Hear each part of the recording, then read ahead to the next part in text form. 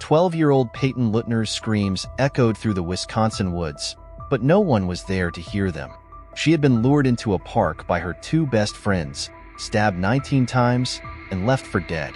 What could drive two preteens to commit such a horrifying crime? According to them, it was all to appease a fictional character from the internet, a figure known only as Slender Man. But how does a fictional story turn into real-life bloodshed? This shocking crime unfolded on May 31, 2014, in Waukesha, Wisconsin. Peyton, along with her friends Morgan Geyser and Anissa Wire, had planned a sleepover the night before. It seemed like an ordinary gathering, 3 girls laughing, playing, and enjoying their carefree youth. But Morgan and Anissa weren't thinking about movies or snacks. They were meticulously plotting a murder. The next morning, the trio walked to David's park under the guise of playing hide-and-seek. But there was no game. Instead, Morgan pulled out a kitchen knife she had taken from her home and, with Anissa encouraging her, began stabbing Peyton 19 times. One of the stab wounds came within a millimeter of hitting Peyton's heart, a fraction of an inch from instant death. But Peyton's story didn't end there. Against all odds, she managed to crawl to a nearby bike path. A passerby found her bleeding and barely conscious, and emergency services rushed her to the hospital. Doctors later said her survival was nothing short of miraculous. As authorities interrogated Morgan and Anissa, the details of their motives were chilling. They claimed they had to kill Peyton to prove their loyalty to Slender Man, an internet-created boogeyman born out of a creepy online forum. The character, a tall, faceless man in a suit with unnaturally long limbs, had captured the imaginations of young people around the world through horror stories and fan art. Morgan and Anissa believed that by committing murder, they would become his proxies and earn a place in his mythical mansion hidden deep in the woods. The trial exposed the disturbing depth of their obsession. Morgan, it was revealed, suffered from early-onset schizophrenia, a condition almost unheard of in someone her age. She claimed Slender Man would kill her family if she didn't go through with the plan. Anissa, though not diagnosed with any mental illness, was deeply impressionable and drawn into Morgan's delusions.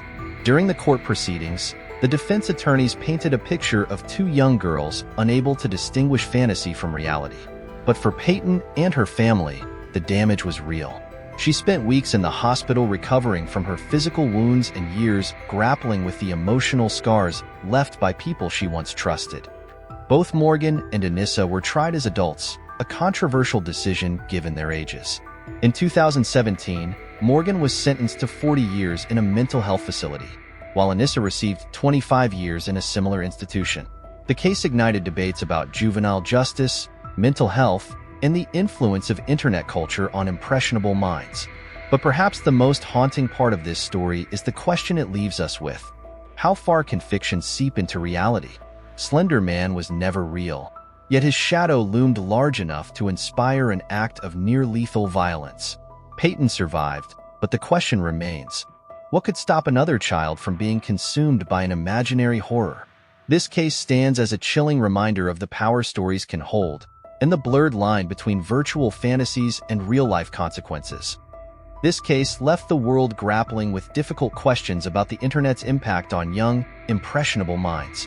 Fictional stories, like Slender Man, are meant to entertain, but in this instance, they became a dark and dangerous influence. The internet has no shortage of urban legends, conspiracy theories, and online challenges, and we've seen how these can spiral into real-world tragedies. Peyton Lutner's survival is nothing short of a miracle, but her story is also a warning. As technology continues to evolve, so does its power to blur the line between reality and fantasy, especially for those too young to fully understand the difference. What do you think about the Slender Man case? Are online myths like this just harmless entertainment, or do they pose a real danger when taken too far? Let me know your thoughts in the comments. If you enjoyed this video, don't forget to like, subscribe, and hit the notification bell so you don't miss our next deep dive into the darkest corners of true crime and online mysteries. Thanks for watching, and stay safe out there.